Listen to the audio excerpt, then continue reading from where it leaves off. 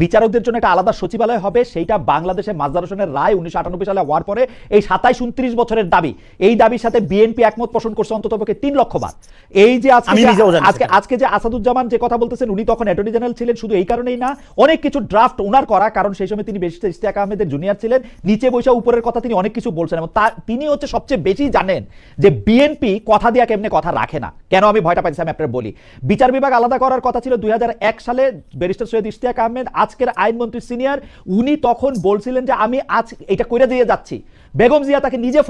Phone করে বলছেন এটা আমরা আশা করবো, 5 বছরে কিন্তু করেন নাই, 5 বছরে বিএনপি সুবিধা হয় নাই কিন্তু বিচার বিভাগ আলাদা করার। এখন আইসা সেটেলড ম্যাটার যে বিচারকদের জন্য আলাদা একটা সচিবালয় থাকবে, সেইটা করার ক্ষেত্রে মানে